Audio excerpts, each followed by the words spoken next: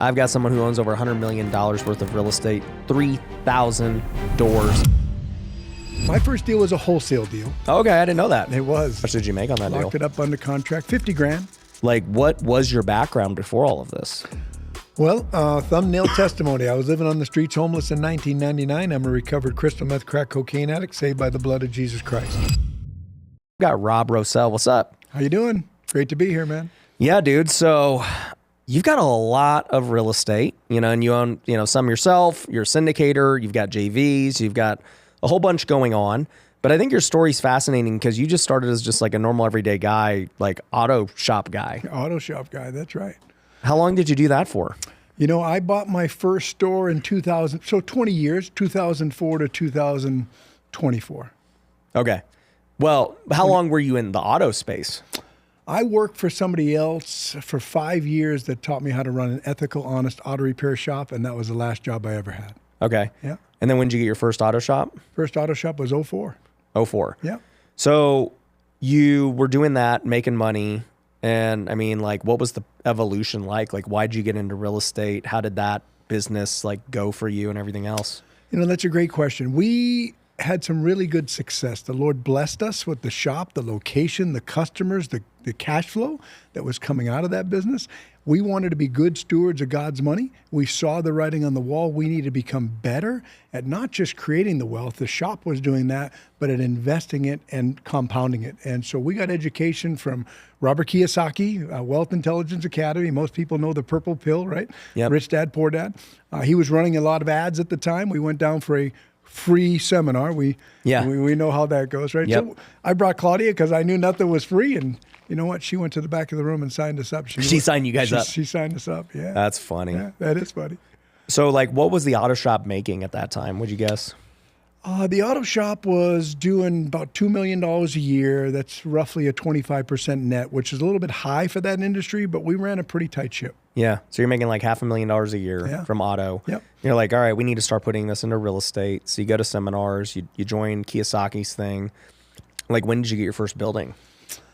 My first deal was a wholesale deal. Okay, I didn't know that. It was. Yes. Okay. I was a house flipper, actually. So I flipped houses, and there was no wealthy investor back then, unfortunately. I see the resources that you make available to the guy that's just getting started, and I'm jealous, man. I got to tell you. You didn't have that 20 years ago. Not even close, brother. So we had to go to everything live. It was very rare to even be able to do anything over the internet for some of these courses that we took.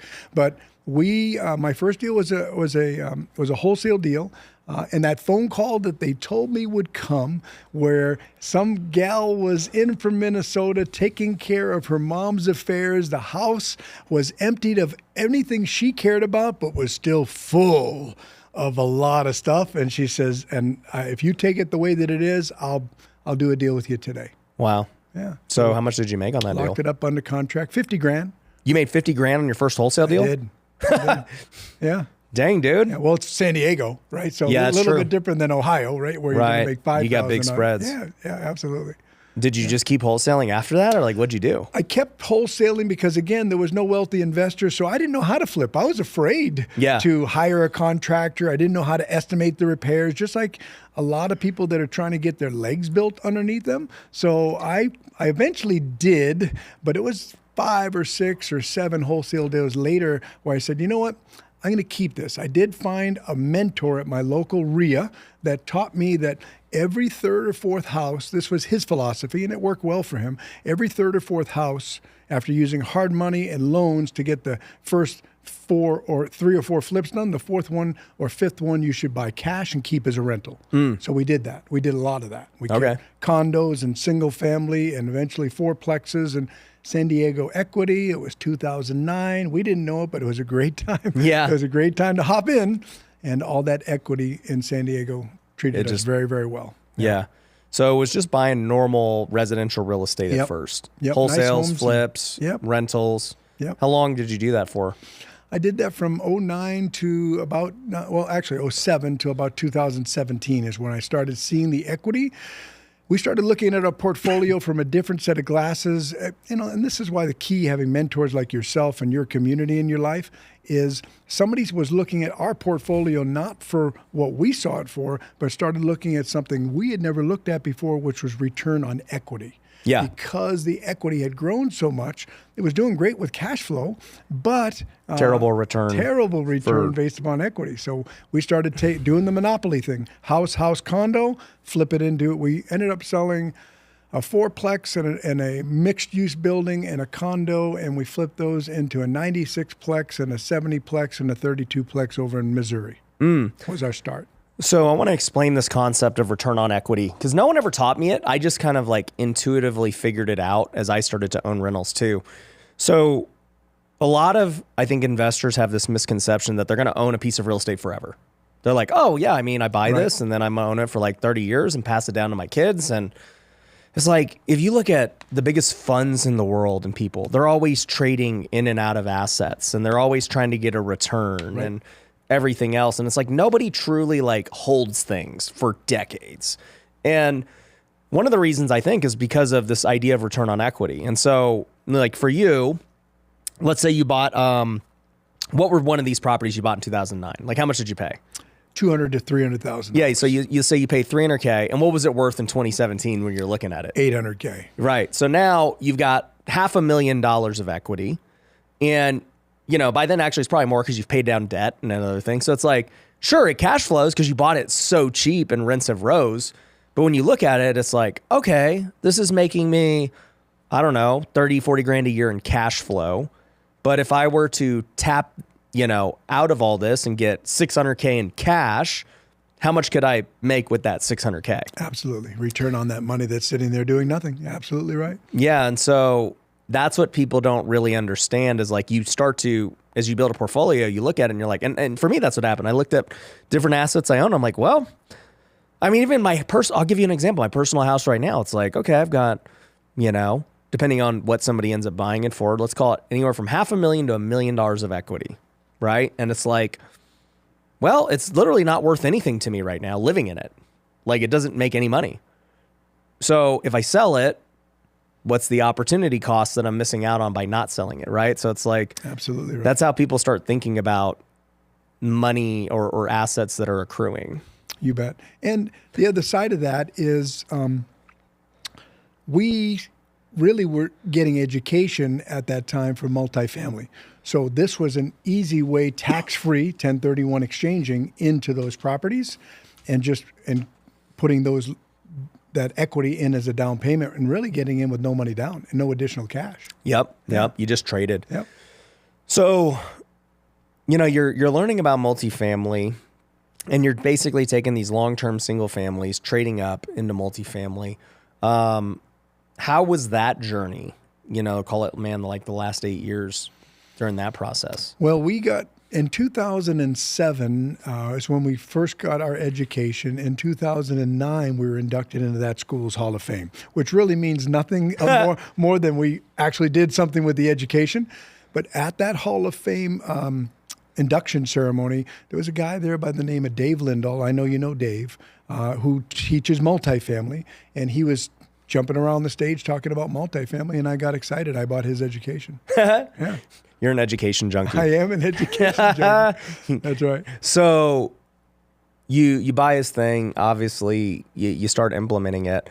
I mean, today, right, we're talking about you guys own over 3,000 units in syndication and your own stuff and everything else. Like, are you just living off cash flow from those assets, or do you got other things going on?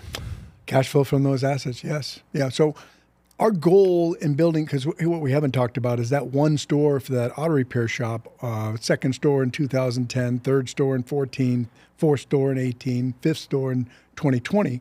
So we scaled it to 5 stores. Yeah. So while we were flipping houses, investing in real estate, doing rentals, we were also scaling our auto repair shops. We exited those with a very successful 8-figure exit in 2021. Got it. I said 2024 earlier. Yeah. But the reality is because of what we had done in real estate, because of the education we had gotten there, we didn't need that bag of money to live. That bag of money was to invest intelligently based upon the education we had gotten, but we could set that into CDs and do nothing with that money because we were living off the cash flow already. Yeah. Yeah. And I think you bring up an important concept that I always tell people who are trying to buy rentals. I'm like, you still need some kind of active income. Yes. Like the idea that you're going to go buy 10 rentals today and then that you just chilling the rest of your life just doesn't really happen. Like every great person who builds a portfolio, they have some form of active income that's allowing them to save money for down payments, to buy rentals, to service the debt, to service any kind of unforeseen things, to live, and absolutely. I think people just don't get. And so like for you, you had the auto shops and then you were flipping houses. You were probably still wholesaling some deals. And then you had so much active income from those things that you then just funneled it into rentals. Invested the surplus. That's exactly right. Yeah. So I think it's just important for people to kind of reset their goals and expectations. Because one thing I think, you were in Kiyosaki's thing, but I kind of get the impression for most people who would read Rich Dad Poor Dad today, it's like, oh, active income's bad. That's taxed at the highest rate. It's not passive. You need to own rentals and cash flow. And it's like, well, everyone has active income who's rich. That's how they ended up buying assets. Nobody just buys assets with no active income. That's exactly right. And that's where tax preparation and planning comes in, right? Making sure that you're paying as little as you look. I'm probably one of those rare people that people laugh at because I'm a happy taxpayer. I don't mind paying my taxes. I know we need sidewalks and aircraft carriers and police officers. I just don't want to buy your aircraft carrier too. I just want to buy mine. So it's tax planning, right? It's making sure that we're planning for the end of the year in April, in August, in December. Right. Not January 2nd, right? Right. So what have you seen from the real estate market as a whole now? Because now you're technically retired, and I know you're not retired. You still, obviously you enjoy life, but you serve, you give. You're still leading real estate events and meetups. Obviously you're still coming to events, and you're still in coaching and mentorship. You're still doing a lot. So what does life look like today?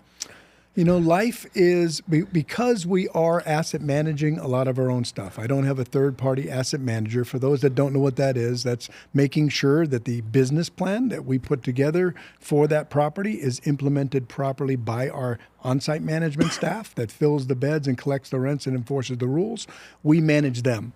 So those calls, I am actively involved with those calls throughout the week. In fact, my goal this year is to automate that and get somebody else in that position now that we have them running very well. But that's what it looks like for me. I love sharing what the education that I've paid a lot of money for. So we do that within my community. I love continuing to be a vessel to receive that education from awesome resources like yours and some others that we're a part of. Yep. As well as mentoring others just to plant some seeds of belief in them in every area of their world that they can do what they think they can't do just yet. Yeah. Yeah.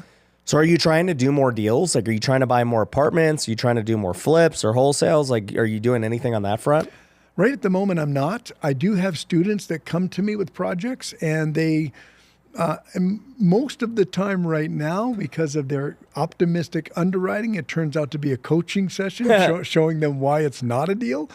Because there's really, in times like we're in right now, you need home runs. Because a home run goes sour, it might be a double or a single. But if a double or a single goes sour, you're going to regret even being in that deal. That's right. Yeah. Yeah, the commercial real estate market is so difficult right now. Right. Explain why that is for people. Well, for the most part, we still have this disconnect, what I see, for what sellers and brokers both think the value of these properties are. When in reality, because of the stale rents that we're currently experiencing in many parts of the country, because of the inability to keep doors filled, there's a lot of concessions going on that's killing the market as well. I'll give you an example. One of our properties in Lubbock, Texas, it's $149 to move in right now. We haven't seen that in years. Right. But in order to get the nice thing about specials like that is you can shut that spigot off anytime you want, right? As soon as we have enough doors filled, we'll shut that off. But that's a real world example right now. And you have to give something crazy to get them in. You have to. And you put them in at the regular rent so your books hold the value of the property for those that don't know that, but you give that concession to get them in. So like the first month would be $149, then the next month's what, $800? $850 to $900. Yep. Yeah. Depending on what they're renting. Yeah. Okay. So it's doing things like that to get people in the door. Yep.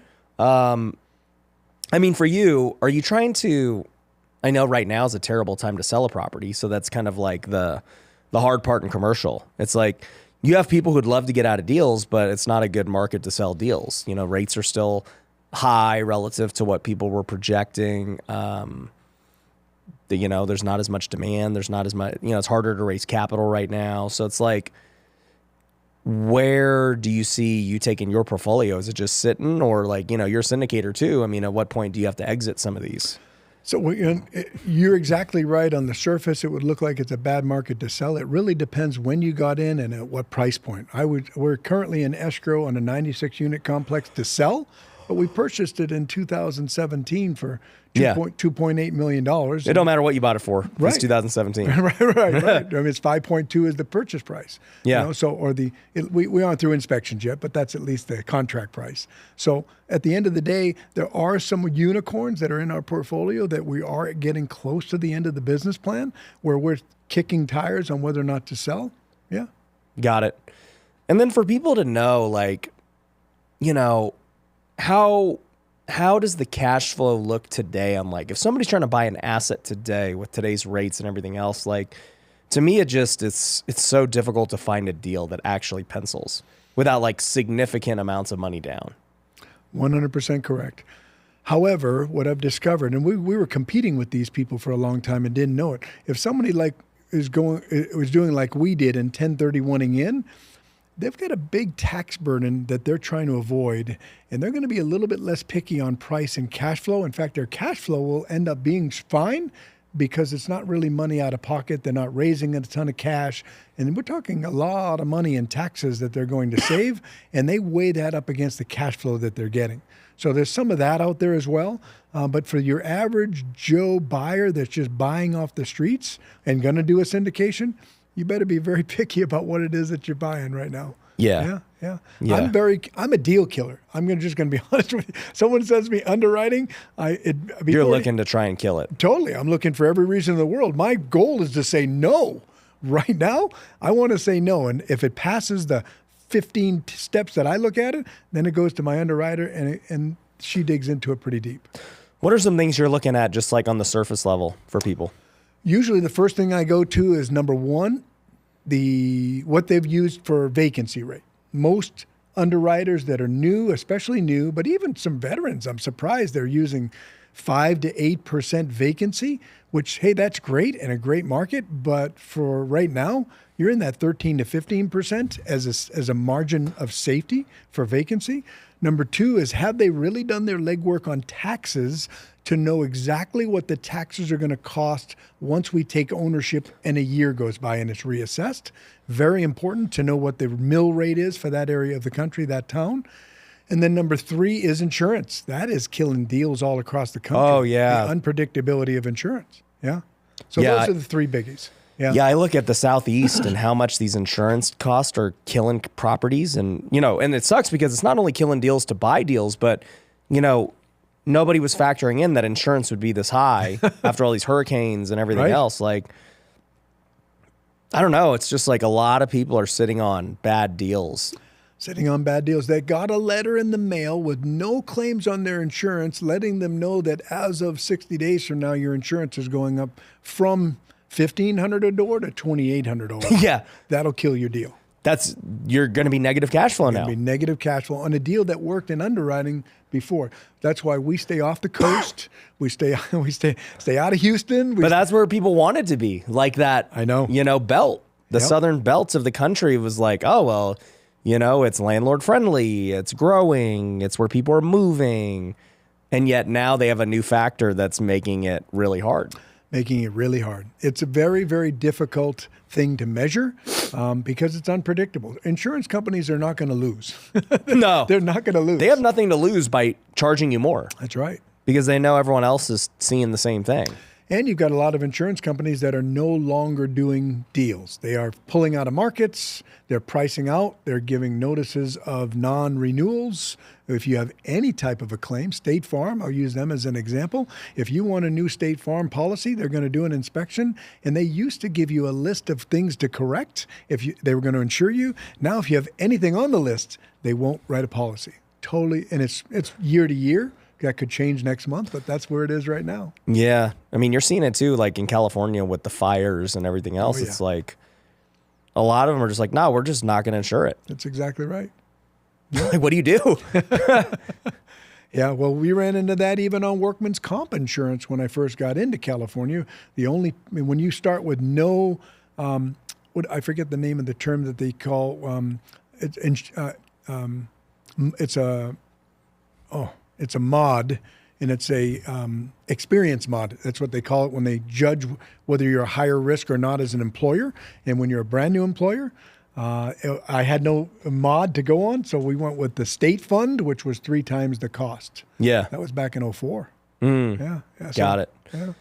So obviously, I mean, like there's so much we could talk about real estate, but what's fascinating about your story is, I'll give some context. You and I met in a very God-ordained way. We did. I'll tell the story. So I'm on this mission trip in Mexico for YWAM. We're building houses, and, I've done a bunch of them. I love it. In fact, we're going to do one this year for Wealthy Kingdom, which if anyone wants to join, just join wealthykingdom.com and you can do it. But basically, we spend weekends building a house and we give it to a family, and it's really cool. And you could build a house in 2 days, like in Mexico. And it's like, we're not building like 2,000 square foot homes, We're building these, what would you say they are, like 200 square feet? 16 by 20 box. Yeah, so about 300 to 400 square feet. Yep. And so, it's awesome. And I see this hat, and it's this hat that says Go Abundance. And I was back, I was a part of Go Abundance like back in 2019 or something. And I never really used it, so I was only in for a year. But, I've had different guys who've, on the podcast who've been on there, and so I'm obviously aware of it.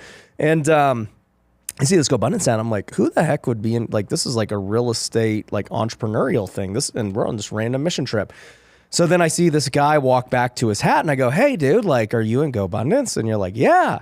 And I was like, oh, yeah, I used to be in it, And I don't know how many years ago this was, but maybe like 3 or 4 years ago. Yep, 2022. Yeah. Okay. And we just start talking and stuff, and I find out you're in real estate. I'm like, dude, I'm in real estate. Like, this is awesome. Oh, you're an entrepreneur? Okay, cool. And first thing you do is give me your book, which is your shirt, Addicted to Life. And we'll talk about that. But, we build this house together, and I'm like, dude, this guy's awesome. And I'm like, yeah, like, let's connect. Let me get your number. And so you give me your number, and I look in my phone, and you're already in my phone. And I'm like, why are you already in my phone? Who are you? That's funny. And then we put 2 and 2 together, and it just so happens years before, one of the guys who's wholesaled me deals before is your nephew. Yep. And he had tried to connect us years ago. He's like, dude, you both are Christian. You guys are both investor. Like, you guys would hit it off. And we just, for whatever reason, never connected until then.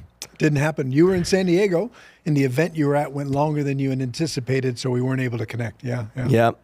And then we meet, however many years later. And then now today, obviously, we've done a lot of stuff together with Wealthy Investor, with Wealthy Kingdom, with Bible studies, home builds, and pretty awesome. Who knows what else? Pretty awesome how the Lord works, man. Now we're collaborating on this mission trip. Yep. Down in July, down to Tijuana. Yeah. So if anyone wants to build houses in Tijuana, we'd love to have you. So just join Wealthy Kingdom and let us know you're interested in that. But I mean, it's a life-changing trip. You'll bless a family with a home, be with other believers, entrepreneurs. I'm going to be there. Like, it's going to be sick. How many have you done at this point? Absolutely life-changing. On our builds, we're between myself and my team's 24 houses. 24 houses. I've probably done, 5 or 6. Yeah, and I haven't built every one myself. When we go down, we build 4 or 5 at a time. Yep. Yeah. How many are we going to build in July? 4. So we're going to build 4. So we need 80. 80 people. We need 20 people per house to get it done. So for anyone listening You know what? I'm going to create a link. So I'm going to put the link down below so you guys can go directly to it. Sorry. I don't know what it's going to be yet, but it'll probably be, actually, you know what? It's going to be wealthykingdom.com/mission. So I'm going to just already make that call. So wealthykingdom.com/mission, and you guys can sign up for that. But yeah, I mean, going back to it, you hand me your book and, it's talking about how this guy was a drug addict and turned his life around. Like, what was your background before all of this? Well, thumbnail testimony. I was living on the streets homeless in 1999. I'm a recovered crystal meth crack cocaine addict saved by the blood of Jesus Christ. That is a lot in 10 seconds. Right. Right. So doing meth, homeless. Yep. And then you meet Jesus. Yeah, I will tell you, I went the roundabout way. I started in the rooms of Alcoholics Anonymous. It was actually Cocaine Anonymous that teaches out of the book of AA. And for those people that don't know, that book is written by God himself. It's completely God-breathed. People that are in the program already know that. And I will tell you, and my sponsor used to say, the Lord brought me to CA, Cocaine Anonymous, so Cocaine Anonymous could bring me back to God, because I couldn't have gone from where I was into a church. Wasn't going to happen. But through the program, I stumbled into a church, and it's so funny because we just celebrated Easter. On Easter Sunday, excuse me for 1 second. I don't know what's happening. Sorry about that. Easter Sunday, I woke up and I knew that today was the day. See, I had been 2 years sober, and how old were you at the time? I was 35 years old. I was 2 years sober, and I didn't realize this at the time, Ryan, but I had switched addictions. I had gone from drugs and alcohol to cigarettes and food. I was 70 pounds overweight, smoking 4 packs of cigarettes a day. Whoa. Literally. Wow. Lighting one off the other. And you thought you were doing good. Well, in the eyes of the world, I was. Yeah, you're like, well, it's not cocaine. I had a house. I had a phone. I had electric bill in my name. Those are all big deals. Yeah, I guess it was a step up. Yeah, totally. Yeah. So, but I realized that I had this void. And that void in my life could be filled with nothing but Jesus Christ. And I knew that because I had the seeds of Christ planted in me as a kid, and I was ready. I woke up on Sunday morning. I went to the church that I had already picked out. I was picking out churches like you pick out where you're going to buy your Christmas tree, I guess, because you know how you kind of know where you're going to pick it up, but you haven't picked it up yet. I knew that was the church I was going to go to. I went to that church, and I rededicated my life to the Lord, and everything changed. This was in San Diego, or was it? This was actually in Gilbert, Arizona, where I got sober. Yep. So when you first went to CA, which I'd never even heard of, you were homeless at the time? I was in a 30-day inpatient rehab, so I was homeless, but I was staying at an inpatient. So yes is the answer, yeah. Like, what did they do during that time? Like, are they just like, hey, you better go find a place to sleep at? Like, how do you transition out of that? While you're there, they have locators where they'll get you into a halfway house. In fact, they highly recommend it because they want you in an environment that is encouraging and requiring meetings regularly, that has a mentor as a house father, so to speak, a halfway house father. So, but while I was at the rehab, there's counseling involved, there's sessions lectures where you learn about your disease, learn about yourself, and you're going to meetings, literally 2 or 3 meetings a day, AA, NA, CA, all the addictive meetings, 12-step meetings, yeah. So you get clean during this time, but now you just have new addictions. And then 2 years later on Easter, you meet Jesus. Yep. What happens after that? Besides the things that the Lord put in my heart to get closer to him, I knew that I wasn't representing. Once I was going to church and a Christian for, it wasn't long, a couple months, I knew I needed to lose the belly, the 70 pounds. I knew I needed to lose the cigarettes. I started with the food. I lost 70 pounds in 6 months. Wow. Just got off of it. And everybody's story for that is going to be different. My story involved Jenny Craig. So, so I went to Jenny Craig and it worked for me. But about a month into that, I realized I can't even climb a flight of stairs. Wow. Because I was smoking so much. So I just on my way to work one day, and I know you're going to chuckle at this, but my vehicle to get to work was a motorized skateboard. I did not have a license. So my first paycheck, I bought a $600 motorized skateboard with a seat that got me to work every day. And every day I stopped. Wait, how did a skateboard had a seat? It's called a Visa, but yes. How did you control it? Yeah, was it like a moped? It's like a scooter. Yeah. Like a scooter, but with a Spriggs and Stratton engine on it. Yeah. Whoa. Yeah, pretty I've cool. never heard of that. Okay. Hey, it was cool for a homeless addict who had no transportation at the time. But every day I would pull into the same liquor store and grab my cigarettes and my coffee. And that day I prayed, God, take the cigarettes away from me. And I bought Lifesavers instead. And I've never smoked another day.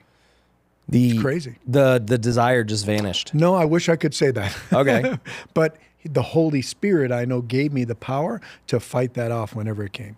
I never smoked again. And that was 2006. Yeah. Now, like, would you say that today has it gone away, or do you think it's still there? 100% gone. Yeah. Don't even miss it. Yeah. Don't even miss it. It's like a ball and chain. You don't realize it because you're chained to it, but it's just like any other addiction that you just want to be. Most smokers will admit to you, I wish I could get rid of that. And once you get rid of it and you're far from it, you don't want anything to do with it. Yeah, this is interesting because this is like, for anyone listening to this who's struggling with any kind of addiction, drugs, alcohol, porn, sex, all the vices. The real only addiction I ever had was porn. And I struggled with it a long, long time. And then one day, and I was already a believer, okay? And then one day, during a Bible study, a bunch of men prayed over me. And I didn't feel anything at the time, but we prayed that, hey, like this desire, this temptation would just vanish. And literally since that day, it vanished. It never came back. And I haven't watched since. Awesome. It's been, 8 years. And I just think about it, and it's like, that's crazy to think about, even for me, like, man, like just the desire going away. So that's why I was curious for you, because like I do know other people who, they give their life to Christ, and whether it's alcohol or something else, but they're like, no, dude, like it just vanished, and then like for you, it sounds like obviously now it's gone. So it may not have been instant, but it was like a progression to at some point you just didn't even desire it anymore. Yeah, and the funny thing about addiction is that monkey does not go away. That monkey is just asleep, and he is ready to attack. Yeah, you can't let your guard down. Satan is so good at what he does. He knows what your weakness is and what my weakness is, and he's ready to pounce the moment you let your guard down, as you say. Yeah. Mm-hmm. Yeah. So cigarettes go away. You get healthy. And what else starts happening in your life at that point? Because, you said that was 2006, right? So, you already had the auto shops. You were now starting to get into real estate and everything at that time too. Yeah, I apologize. It was actually 2002. So I wasn't there yet. Okay. Yeah. So 2 years clean and sober is when I got healthy. And I started working for that 5-year auto repair shop job that I told you that I had no idea, no way of knowing at the time that the Lord had orchestrated me to be working alongside somebody that was teaching me by example how to run and operate an honest, ethical auto repair shop. That's how that all started. Didn't know it at the time.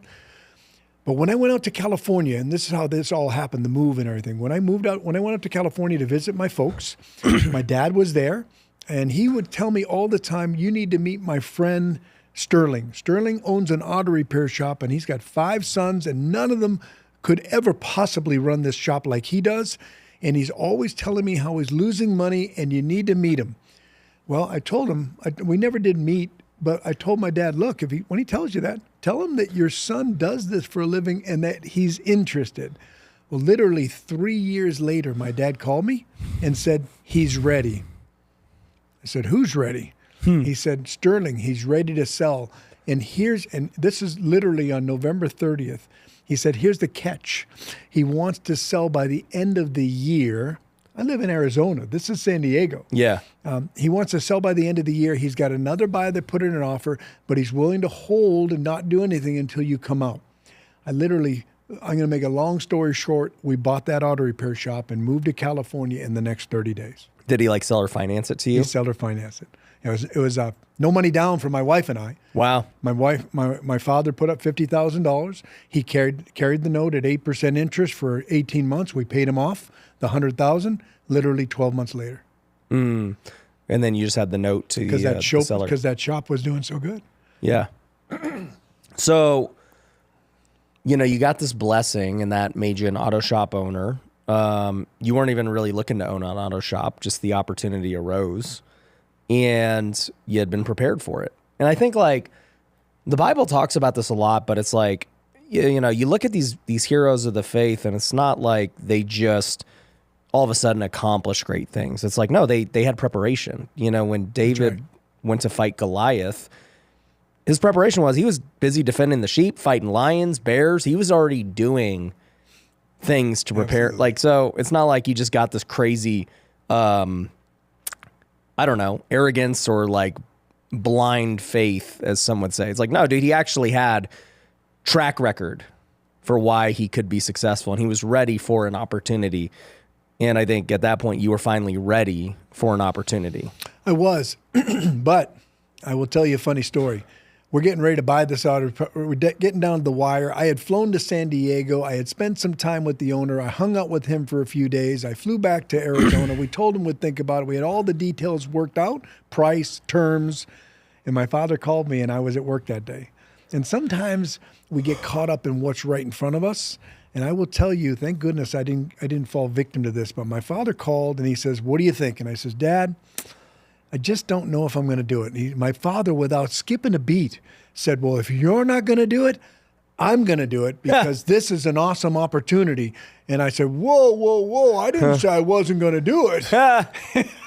Yeah. But the reality is that push from my dad is exactly what I needed because, look, we had just purchased our first home, literally a year before. There's a prepayment penalty on it for another year, and that was $12,000. That was $1 million. Yeah, you're like, I'm not trying to move. Yeah, it's like a big deal to do all the details. All I could see was the details that needed to be done, not the possibilities. Yeah. And thank goodness we took that leap of faith. Yeah, why do you think people are they think about all the small little negative things and they just miss this massive thing? You see it all the time in the education world. Yeah. So many people with so much potential that just won't pull the trigger, right? I will tell you, chapter 3 of my book is you hit the nail on the head with the preparation of David, right? Chapter 3 is you have to prepare now for what's coming. I didn't even know that I was being prepared by this owner in the day-to-day operations and automating his business so that he didn't have to be there anymore by being his manager. I was actually being prepared and didn't even know it. But you're exactly right. When I sat at my own desk at my own auto repair shop for the first time, and I started remembering the lessons that he had taught me, and let's be honest, I thought he was a jerk a lot of times because I was seeing things with the employee glasses on, not the owner glasses. Once I was the owner, he got a whole lot more intelligent very fast. You're like, oh, I see why he did that. I see why he was making those decisions. Absolutely. So, yeah, I was being prepared, and God bless Richard Broadwater. That's my mentor in auto repair that taught me a lot to own my own business. Yeah. What were you doing before you were homeless? Because you said that happened, in your early 30s. You're an addict, you're homeless. Like, what were you doing in your 20s? My career was service advising, which is the guy that calls you, as you know, and tells you you need brake pads and you need a tranny flush and you need. So you were always in auto. That was my bread and butter for many years. Yeah. So you were just doing that, working a normal job. You weren't an addict yet? No, I was a closet addict. I could sell you your brake pads with the crack pipe still warm in my pocket. It was actually crystal back then, but yes. Right. True story. So you were just always doing it? Functioning. Just a functioning addict. Yep. And then I found cocaine, and crack cocaine literally fast. That made you not be able to function. Oh my gosh. Yeah. Yep. Like, I don't even know the difference of them, but like, what is the difference? Why was one so severe? One is more of a keep you away, keep you at a high momentum. The other one is, and stays with you for a long period of time. The other one is big rise, immediate fall, and it's a deep fall, and you need more. You need more, and you need it now. So it becomes, it's funny to say, but your job just becomes a distraction from doing what you need to do to get high. It's crazy, brother. It's reality, though. So you were a functioning addict for a long time, and then you get into hardcore drug, even harder core, Correct. right? Yep. And then that, I assume, causes you to lose your job and not function. Oh, yeah. Yep. And I probably should have been fired a long time before I was, but they gave me grace because I had done so well for them. But they finally said, look, give me your keys. It's time to go. That was the last job I ever had. It was at a 3-bay Chevron station I sold service out of. Yeah. How did this impact your life, like with your family? You know, that's a great question. So you've met Claudia, my beautiful bride, and Claudia is the hero of our story because I met Claudia at that 3-bay Chevron station. She pulled in one day with a broken belt. We couldn't fix it that day. I drove her home, and the rest is history. We've been married 27 years. However, I hid my addiction from her as well. She didn't know that the crack pipe was warm in my pocket. And she was very naive. And so she stuck with me, lived on the streets, homeless with me. Whoa. Never used a drink, never used a drug, never was an addict. She was addicted to me, and she saved my life. Why do you think she stayed with you? She saw the potential, but the only real answer is the Holy Spirit and the hand of God protected me, and I know for a bigger purpose that I'm living today. That's honestly. Yeah. It's crazy, you know, whenever I see, right, because people screw up their families a lot. Like, doesn't even have to be addiction, right? It could just be a successful entrepreneur who's just not there, right? Like, there. It'll screw up your family. It could be addiction. It could be financial problem. It could be like it's hard to actually keep a family together.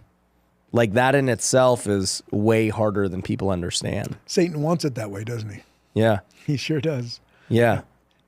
That is the gift that he wants to use to get in between is whatever distracts you so that you can break up the husband and wife because you can, as you know, if you can separate the family, you can kill the community, you can kill the country, right? Mm-hmm. Yep.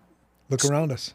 Yeah. No, I mean, he's trying to separate. He's trying to, I don't know, just plant these seeds of selfishness, I would say, of like, oh, well, you know, if he's not treating you good, then somebody else will. Absolutely. And, you know, all these things. Now, I mean, obviously, I've met your sons and, you know, they're great. But, you know, like I know that you've had to have a redemption arc with them. Yeah. So talk about that. Yeah, so I wasn't around for my first wife had to leave me before I met Claudia. In fact, we were going through that separation and divorce while I was running that Chevron station. I wasn't around much for my kids. Thank goodness she was plugged into a good church that raised them at that time. And, you know, we have gone through that reconciliation process. And I'm happy to say that we were just spent a week in St. Louis last week at my 102 unit complex and my 96 and my 32, showing them how to do what I do when I do property visits so that they can take over that portion of the business. So very excited about that. But they see the change in me. They know that man that wasn't around no longer exists. Right. Yeah, that's reality. Yeah. My daughter, thank goodness, she was born in July. I got sober in November. My daughter, who's 25 now, has never seen me. Yeah, she only knows you this way. That's right. Yeah. Because it's, you know, it's interesting, right? One of my, you know, my top sales guy at Home Run Offer, Michael, you know, you and him have similar stories. Yeah. You know, he was an addict too. You know, he went to prison. I hired him pretty much right out of prison. And, you know, he's turned his life around with Jesus. He's reconciled with his kids. And now he's like, he might be becoming a new dad again, like today. He just left the office, so we'll see. Because his wife's giving birth any day now. Mike's amazing. You know, he's amazing. But, you know, I just kind of have so much respect for guys who, you know, they screwed up in whatever period of time. And it's like, it's so easy to, I don't know, just kind of like consider it a lost cause and be like, hey, you know, it just kind of sucks. It is what it is. But like to truly make the effort and to see the reconciliation happen. And I don't know. I want people to know because a lot of people listening to this are struggling with similar things. They weren't there for the kids. They screwed up. They have a divorce. They have whatever. And it's like, what do you say to those people who are maybe on the verge of giving up? I will say, start working on yourself. Start working on yourself, and that's not going to be done through you or some personal development book by itself. It's going to be through you finding the Lord, finding a good church that's Bible believing, and start working on yourself and allowing the Lord to come in. Yeah. How is AA with that in faith? Because I know like they talk about higher power, but then like if I remember correctly, the founder of AA is a Christian. Like, how does all that play into it? So AA started as the Oxford group back in the 30s, and they were losing a lot of people because they were so Christian focused, they say, right? And it is what it is. They decided to start to change it over to a higher power. But if you read the first 164 pages of the big book of Alcoholics Anonymous, you will hear the Spirit of the universe and the Lord mentioned many, many times. As I mentioned earlier, that book is God-breathed, but in order to keep it open so that anybody can come and find God that maybe have never met God, like you and I had the blessing of having those seeds planted in us when we were kids. Yeah. The people that haven't, or maybe are a different religion or what have you, they did keep it generic, but I will tell you, and I know we're going to get a lot of comments on this when I say it, AACANA without Jesus is a cult. And that's just my humble opinion. So my name is Rob Rosell. Don't attack Ryan, attack me on that one, but that's the truth, because if you start using anything other than the Lord as a higher power, you are trapped in the wrong experience. Yeah. Yeah. No, I agree with that. And I mean, that's an interesting thing. To even think about, because obviously AA does a lot of good, right? And so people say, well, how can you say XYZ about certain groups of people, whether it's AA or this set of people? They're good people. You know, they're trying, they're doing this. And it's like, well, yeah, there's lots of people who do good things, but they're not Christians. Like, it's not the same. Agreed. It's not the same. You know, and I don't know how deep you want me to go here, but I will just share with you, if you haven't confessed with your tongue and believe in your heart that Jesus Christ is Lord, my personal beliefs in the Bible that I read says you're not going to spend eternity in heaven with me. Yeah. So that's very important to know. Good works is one thing, but that's not how you get saved. And I know you know that. Yeah, but I just say that for the audience, and I know there's going to be people that don't necessarily believe that, but that's what I believe. Yeah. And I just tell people all the time, like, you know, as business people, as financial people, we always plan for the future, right? We're like, okay, how's this future investment playing out? How's, retirement going to be? What's our, 5-year plan, 10-year plan? And it's like very few people plan for eternity. And you just really think about it and you're like, well, wouldn't eternity be the thing you want to plan for? Because it's a lot longer than the 5-year plan or retirement or whatever. It's literally infinite. And so it's just something people got to think about. And most people, unfortunately, think about things from their own, they unintentionally create their own religion, because it's like, well, I don't believe that. It's like, why don't you believe that? Well, I just don't. Like, I just believe that if there is a God, then he's going to bless me because, I've been a pretty good person. I'm like, but no, just like, where did that idea come from?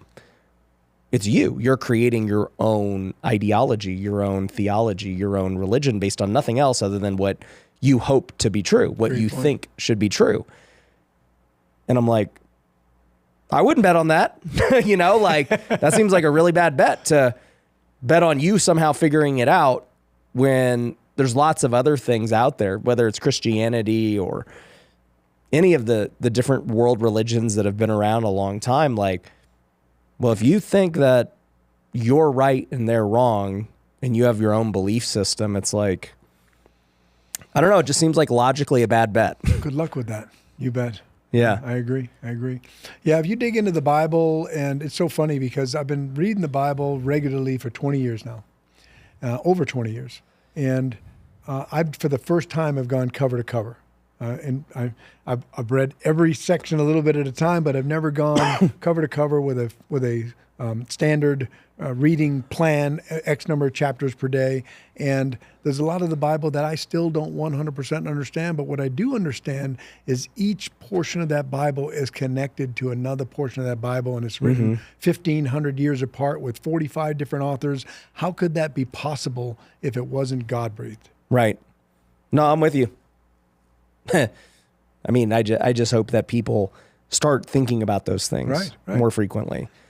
Many different languages, many different authors, many different geographical locations over 1,500 years. And I just recently watched a video that shows a different colored line for the different, you've probably seen it as well, where the different portions of the Bible talk about each other. And it's amazing, the connection. They all intertwine. It's crazy. Yeah. It's crazy. So for you, I mean, obviously you're passionate about sharing your faith. I'm sure you're passionate about helping other people who struggle with addiction. Absolutely. I guess, for you, how does money play a role into that? Like, because you have financial freedom, because you've had success, now do you just have the opportunity to focus on those things more frequently now? Like, why is it important to you to keep, I guess, building wealth and making money at this point? That's a great question. So many of the groups and mentors that I've been a part of and been mentored by talk about compounding your wealth. It is not my main focus, but it is a goal that I set every year where I know where I stand and I know where I want to be. I don't always hit where I want to be, but I'm striving to get closer to that by making good wealth decisions, right? A lot of people don't realize this. Once you become wealthy, financially free, whatever you want to call it, and you have a big bag of money or good surplus of cash flow, it becomes a project for you to make sure you're managing that in a godly way, right? Very, very, very important. So my mentor teaches you're going to spend, depending on your net worth, you're going to spend 20 hours a quarter managing your wealth and making sure that you're making proper decisions. Otherwise, come December, you're not going to not only be where you want to be, you're going to be a few steps behind where you were. Right. So it's very important that we spend time doing that. Number one is I'm on the board for a charity called We See You San Diego over in San Diego. And they minister to the homeless on every Tuesday night. They do a meal for the homeless, but it's not your soup kitchen cafeteria style. They sit down at tables and we serve them like waiters and waitresses with respect. We go to them, we have a clothes closet and we take orders. What do you need? You need shoes. What size? And we get them everything that they need. But here's the main focus of the group, and that is to offer them an invitation at every dinner that you don't have to live the way you've been living any longer. We want to get you into detox and we want to pay you or pay for your recovery. And we have currently about 40 people going through recovery right now that are being funded through that ministry. So that's one of the ministries that we're a part of. But that's why I continue to build wealth. That's just one example. There's many examples, and I won't go on and on about it. But I think it's really important to set the bar for other people also to be involved in these types of organizations. Yeah. Like one thing I talked about too at, our Wealthy Kingdom events and everything else is like, whenever I hear just the idea that, hey, I got to get my number and whatever that number is, and then I'll be set. I'm like, it's selfish. Like if it's just about you and your comfortability and like, whoop-de-doo, dude. Like if you have the ability to make money and generate wealth, you should use it to the best of your ability because, especially if you're a Christian, right? It's like the church has got to get funded. The mission's got to get funded. Right. The missions, the charities, everything has to get funded some way, somehow. And so not everyone has the ability to generate wealth. But if you do, and you choose just not to do it, and you choose just to chill out because you're good, like you've missed the point. It's a great point. Absolutely. If you got the time, the talent, the opportunity, why wouldn't you? Right. Once you are set. Well, that's why I look at a guy like you who's already achieved so much, You're, how old are you now? 59. Yeah, so you're 59, and, you're, I don't know, who knows how long we're going to live for, right? Right. But you're like about to be in your 60s, what most would consider retirement age and everything else, and it's like, well, it'd be easy to just relax and chill. I mean, you could have been retired years ago. I mean, you had the big exit and everything else, and yet you're still trying to do deals, you're still trying to serve, you're still trying to mentor. You're still learning yourself and in coaching and in things. And so it's like, I just hope when I'm your age that I'm still like that motivated to still grow and build wealth and serve. And like, I guess it's really no different than what I do now. It's like, yeah, I want to build wealth. I want to serve. I want to grow. And it's like just maintaining that mindset till I die. You will, because you're the same personality. Yeah, 100%.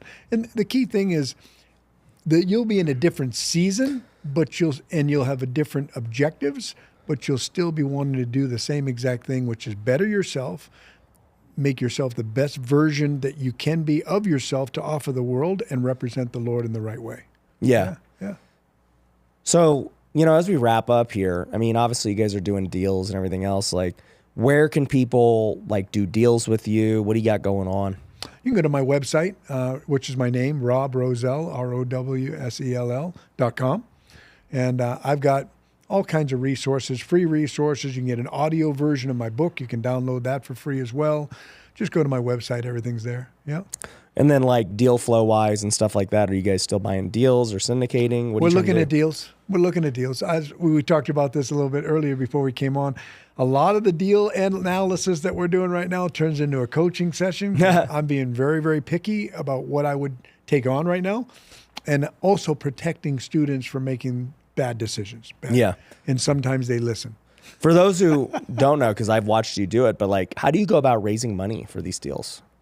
Really, it's networking. It's getting to know people. It's the CRM systems and that sort of thing behind the scenes. But really, I'm a retail investor guy. I talk to people that are just like you and me, that have money to invest, that are looking for good returns, a good operator. That's the key thing, is that they have a good operator. Yeah. Mm-hmm.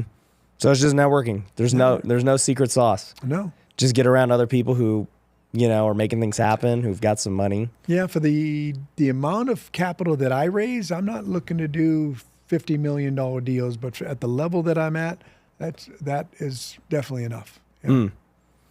Well, guys, go check it out. Go to Rob's website. We will link to it down below. But yeah, I mean, look, it doesn't matter how far you are. You could be homeless right now watching this. You could be an addict. You've lost your family. You could be any type of way. And yet you can still be redeemed. You could be redeemed in your 30s, your 40s, your 50s, and God can still use you in different ways. So don't ever give up. But it is going to start with you, like Rob said, bettering yourself, giving your life to Christ and all those things for it to work out that way. So hopefully this podcast encourages those of you who are struggling with that. And we'll catch you on the next one. Peace.